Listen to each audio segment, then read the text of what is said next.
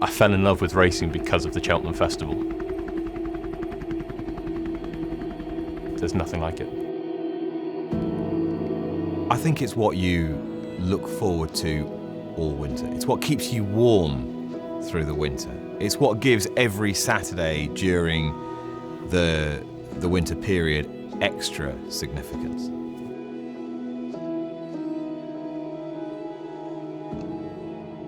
I was born around or just after the real vintage era of champion hurdlers, so sadly I don't have a living memory of Bird's Nest and Night Nurse and Sea Pigeon and Comedy of Errors and Buildup and all those horses. So the first ones I probably remember fondly: Crebensis, Granville Again, Morley Street, horses like that. My favourite champion hurdle, it's probably Honeysuckle. Her first year, that was magic. It's a special race, like Brave Inca, Archibald and Hardy Eustace. Those pictures are up in most pubs in Ireland. AP McCoy winning it in the 90s as well and Make a Stand. It's always, as we know, it's always a quality race. I started watching racing in about 2012, and at the time it was such a good time for 2 mile hurdling. Hurricane Fly coming back and retaining his, Faheen, Annie Power, these are all-time greats. It's always a race that is exciting because of its dimensions. I think 2 miles on the old course is the ultimate test of speed. Yeah, how fast can you get from one side of the obstacle to the other? How well can you travel? How well can you hold your pitch? How well can you finish? You know, it tests everything that should be tested in a 2 mile hurdler. It's all about pace.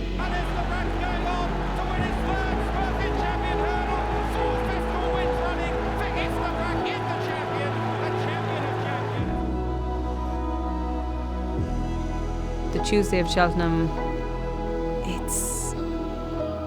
it's high octane. It's our sport at its best. The build-up to the Cheltenham Festival has become so fevered and so much more intense and so much longer over the years that you sometimes worry that Tuesday can only be an anticlimax, and you sort of take a day of the festival to almost settle in. But then you could get a performance like the one Constitution Hill put up in the Supreme Novices Hurdle, and suddenly you realise why you're there and why you've been anticipating this all winter and why Cheltenham is everything to this sport.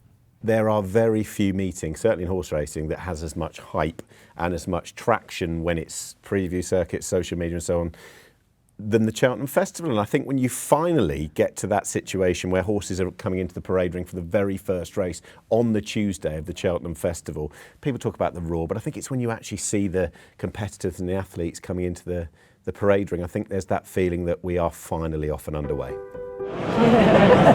Teddy runners just starting to make their way forward, and they're on. When Kopek de Board won the Supreme, I thought this is gonna be one of those days where things go to plan. Kopek de Board doing enough, and Kopek de Board wins the Michael O'Sullivan Supreme. This first race went to plan, the rest of it went out the window because the Arkle was any one of 4 horses could have won it at any stage of the race. Marshborough facing up to the second last. Lodu Sud is within a length and only by night on the outside. Marshborough made a shocking mistake at the second last. Has that torn it? It is Lodu Sud now, with only by night challenging. A huge lead, Lodu Sud at the last. Only by night, Lomamere is running a blinder, and she's got to challenge Lodu Sud now. Marshborough on the inside trying to get into it. Django Bay is storming home as well. Up towards the line in Marshborough, the inside only by night. Django Bay has come through to snatch it. I enjoyed the Arkle because what you worry about now going into a Cheltenham Festival is you've got a dozen odds-on pokes and they're all going to just turn up and win very easily. So you still need that element of jeopardy, that element of uncertainty to really bring the occasion alive. So yeah, you had the brilliant performance from Kopek de Board, and then you had a bit of a mad scramble. You know, time may well tell that you had 4 pretty good horses involved in that. In fact, it's starting to look like that now, isn't it, with Loda Sud and Django Bay. Marshborough is still clearly a massive talent to be reckoned with. So, as I say, time may tell. It was actually a really, really good Arkle fought out by 4 incredibly talented horses. But the helter-skelter nature of it, the dynamically changing fortunes of the finish, made it one of those Cheltenham Festival races that excite you. He's bidding to emulate Hurricane Fly and Comedy of Errors, the last horses to regain their champion hurdle crowns, and Constitution Hill is hardening all the while at the head of the market. 2-1 on for Nicky Henderson and Michael Buckley. Year on year, the champion hurdle, you have the one that's done it that season, and then you have the young novice, the one that's come through, maybe the Supreme Novices Hurdle the year before, or the Ballymore, the young pretender going up against the established. State Man, who was there to retain. We had Constitution Hill, at once unbeatable force there to regain, and then Brighter Days Ahead, who was the unknown. She had been so dominant over in Ireland leading up to it, but she had the question mark about Cheltenham. So going into the race, there were so many question marks, but 3 real standouts. However you slice it, this was still Constitution Hill's race to lose, because whatever he does from now on his day, he's still the best hurdler I've seen, and I would include Istabrack in that. You know, I think on the day he won the Supreme Novices, on the day he won his first champion hurdle, he was nigh on unbeatable. You know, people who were alive when Golden Signet won the Supreme might have said the same thing. So for me, any time he turns up almost, no matter how checkered his record has become, it's his race to lose, because we know that at his best, he is much the best.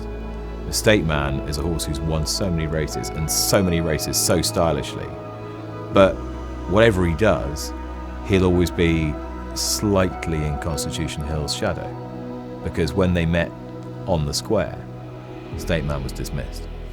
I think there was a real excitement that Constitution Hill was back, because there are very few hurdlers that have got that sort of generational talent that he had or has. And going into 2025, everything seemed okay. He'd done Christmas, he'd done the other route, which was to have their run on Trials Day, which I think slightly came out of left field, and I don't think anyone expected that. But the big challenge from Ireland as well, and you know, to a degree, I suppose, Gigginstown and Gordon Elliott have got unfinished business with that particular race, still do. I didn't respect State Man as I probably should have. I thought Constitution Hill had the brilliance to beat him. He'd shown us he had that before. I thought the mare was interesting to a point. I don't know whether I had a strong view on it necessarily. I was kind of hoping Constitution Hill would go out and put on a real show. Just about a minute first time. Burnett Road, 50-1. Constitution Hill, 49. Kings of Kingsfield, 100-1. State Man, 9-1. 9 times Nicky Henderson has won hurdling's blue ribbons. 7 times this race has been won by a mare. Which of those tallies will be added to? Or will there be a sing in the tail? Courtesy of the defending champion State Man. When you got Willie Mullins and Paul Townend on your side, you'd never rule it out. The Elliott camp, the Henderson camp, both exuding maximum confidence ahead of what promises to be a truly absorbing race. Please don't let us down. This is the Champion Hurdle of 2025. I fancy Constitution Hill. I just thought that the way that he'd returned in the Christmas hurdle, he looked back to his best, and his best is frightening. He'd beaten Lossiemouth, who I think is one of the best mares in training, if not the best. She's on par with Brighter Days Ahead going into the Champion Hurdle, and he beat her so convincingly. What we'd seen of him before this year's Champion Hurdle was something freakish. The Supreme Novices Hurdle, he beat John Bon, who's almost a legendary horse in himself, by half the track. That just doesn't happen. Constitution Hill and John Bon, inseparable. They're 6 lengths ahead of Kilcrutch, who's trying to gather them in back in third. But Constitution Hill sweeps majestically into the lead round in the final corner. He opens up by 4, 5, 6 lengths. John Bon is chasing his stablemate, but he's surely chasing in vain. Constitution Hill down towards the last in the Supreme, and he's over safely, and he's over clear, and it's a yawning gap back to John Bon and Kilcrutch. It's first strike to Henderson, it's first strike to England in the colours of Michael Buckley. Constitution Hill, a class apart, wins the Supreme. If Constitution Hill was anywhere near what he's capable of, he was going to take the world a beating. Danny Gilligan on King of Kingsfield approaches flight number 2. From Brighter Days Ahead, Jack Kennedy, same jacket, running in second place. Right behind him, Nico de Boinville on Constitution Hill. White jacket and black cap takes it in third place. While Constitution Hill is in training, he's still the best horse around. Halfway, fifth flight of hurdles, and Constitution Hill is down! The favourite number 2, Constitution Hill, has fallen, and it leaves King of Kingsfield in front, to Brighterdaysahead in second, and a 5-length gap behind those to State Man, who's running in third position. This Constitution Hill is up on his feet and has galloped away. It was going to happen at some point. And I think part of the groan was disappointment that, you know, your great hope has gone. Part of the groan was a lot of people have backed the horse, clearly. Part of it was there's your jewel taken out, if there was ever to be one. But a bigger part of it, I think, was, yeah, that was coming. It was going to happen. You know, he was threatening to do it. He was threatening to take a liberty with one too many. Constitution Hill has brilliance, but like all geniuses, he has flaws. And he, for the first time in his life, really exhibited the flaw. Well, I think up until that point, everything was going as you kind of expected. King of Kingsfield was going out in front, what he'd done at Leopardstown previously, and Brighterdaysahead was getting a toe off him. So that setup of the race kind of, it wasn't a shock. Constitution Hill looked like he settled, he was jumping relatively well, State Man wasn't far away at all. So all of the 3 horses you wanted to be in the finish seemed to be going reasonably well. When Constitution Hill falls 4 out, silence. I think there is that feeling that it's happened so far enough out that we will never know what would have happened, but it's got that feeling where you still got the heartbeat going 10 to the dozen, and you're kind of trying to process and digest what's happened there before you see the yellow and black of State Man swing into the straight, and you think, yeah, he's done it. Brighterdaysahead is not going to give her running, and this looks like being a slightly I'm not going to say underwhelming, but inconclusive finish to a championship race. What a horse. He quickened off the bend, showing just how good he is, and he's almost underappreciated. Consistency is the one thing that's most underrated in racing, and he is the epitome of consistency. So when he goes to the last, it's elation. Yes, it wasn't Brighterdaysahead. Yes, it wasn't Constitution Hill, but it was a worthy winner of a breathtaking champion hurdle. State Man has taken second position. Golden Ace has got into third. Burdett Road is about to take fourth. Brighterdaysahead at the second last flight of hurdles. She draws towards it, gets over it with only a length advantage. The State Man in the yellow sleeves coming strongly along the outside of her. These are then followed by Golden Ace in third place.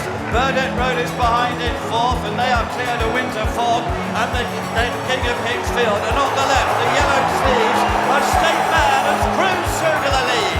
1 flight to go in the Unibet Champion Hurdle, and State Man is drawing clear. Brighterdaysahead has been joined by Golden Ace for second place.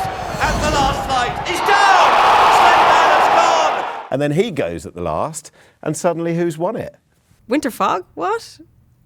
And then you're thinking, Burdett Road, maybe. Golden Ace, wasn't she not even going to run in the race the week before? And it's Golden Ace left in front. Burdett Road has taken second, having been hampered by a wiggly. Brighterdaysahead and Golden Ace and Lorcan Williams are going to win the Unibet Champion Hurdle at a huge price.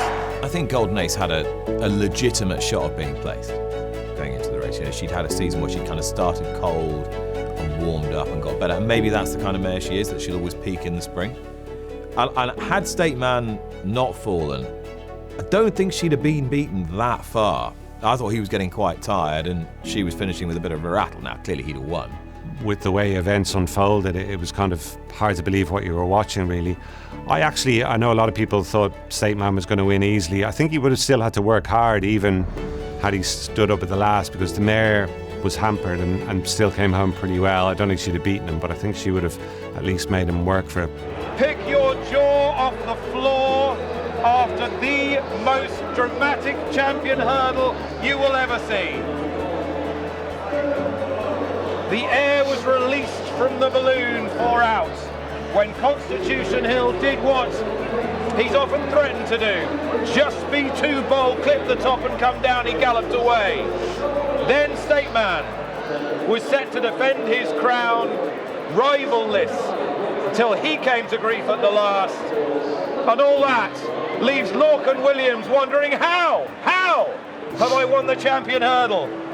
You've got to hand it to Jeremy Scott and the owners, particularly Ian Gosden, whose decision it was to run Golden Ace in the Champion Hurdle, and indeed the connections of Burdett Road for running him, because 5 days earlier neither horse was going to run in the Champion Hurdle and Winter Fog would have been the winner.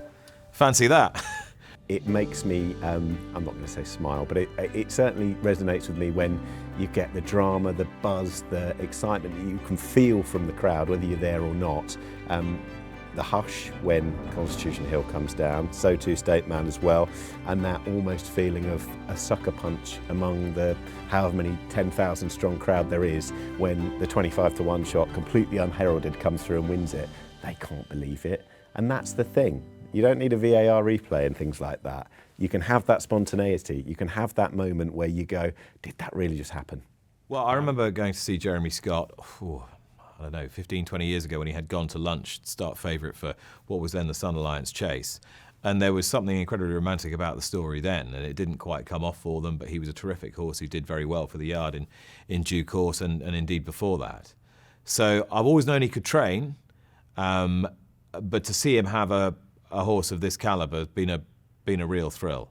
I think he can train any horse as well, not just staying chasers. He can train very talented horses with flat pedigrees, as we've seen with Golden Ace. And as I say, you go into the Cheltenham Festival thinking 20 odds-on shots will all go and win, or a dozen odds-on shots will all go and win, and you get a result like that, and it makes you realise why the sport's so special, because it isn't predictable, and there's still obstacles to be negotiated, and there are people other than Willie Mullins and Dan Skelton and Nicky Anderson who can train racehorses. It was as if you were having one of those ridiculous dreams that you occasionally have, where it's so clearly unrealistic, and that was slightly how it felt, that this just can't be happening. But having said that, I think up to the point that State Man fell, I was delighted with the way she was running. I thought she was running a really good race, and yes, we probably would have got nowhere near State Man on the running, but I did feel that we were at least running on rather than stopping. So, from the race's point of view, it was a great shame that State Man fell, but also from Golden Ace's point of view, maybe she doesn't get the credit that I think had State Man stood up and we'd finished wherever we did with him, I think we would have maybe got a bit more credit. It was so bizarre and so crazy, and to a point so unbelievable that it was great celebrating, but it was as if you were still in this wonderful dream. So, but yeah, when it finally set in, yeah, huge pride, for the horse, but also everybody involved back here. It had been a difficult journey this season, and all the staff, all the physios and farriers and everybody, it's a lot easier when it's going well, and so it was a great reward for everybody. It was a triumph for ambition, wasn't it? Rather than taking the slightly more comfortable option, going for gold. I really applaud that. I think sometimes you have to kind of take your chance when it presents itself to go for the big prize. I've been lucky enough, I've kind of been in that position myself once or twice down the years, and I always think aim high and you can revise expectations down after that. Sometimes the ducks will be in a row on the big day, and I'm delighted for her connections that I paid off for her. That's a lifetime aspiration, to have a runner in the Champion Hurdle, and if she finished in the first three, wouldn't it be magic? Because you, as you say, you grow up watching folklore Champion Hurdles. You don't really grow up watching mares hurdles, do you? So she's on the trophy forevermore, and he's etched in history, and the fallers won't be remembered in time. I guess Champion Hurdle horses, they do often live on the edge. That's why they're so good, many of them, that they do live on the edge in terms of their jumping. The winner was very good on the day, but it's a race that'll live long in the memory, I suppose, for a number of reasons. The Cheltenham Festival in 2025, not just the first day and that championship race, was completely, I'm going to use the word pebble dashed, with surprises everywhere we look. These things aren't run on paper, on screens, on preview circuits. We don't know what's going to happen. Some horses underperform badly. You are allowed as well. Some horses fall. You are allowed as well to have fairy tale results. And in the modern era of the Cheltenham Festival, it feels like the very, very good horses are in the hands of so few people. But when you've got a Golden Ace style scenario for the owner, Mr. Gosden, for Jeremy Scott, for Lorcan Williams, it's that little reminder that the miracle situation can happen. You go into the Cheltenham Festival thinking 20 odds-on shots will go and win, or dozen odds-on shots will all go and win, and you get a result like that, and it makes you realise why the sport's so special, because it isn't predictable, and there's still obstacles to be negotiated, and there are people other than Willie Mullins and Dan Skelton and Nicky Anderson who can train racehorses. The sport's all about the horses fundamentally, but clearly the people who look after them, the people who condition them, the people who have seen the ups and downs of the game are what bring the stories alive. So yeah, I did think it was quite an important result, really.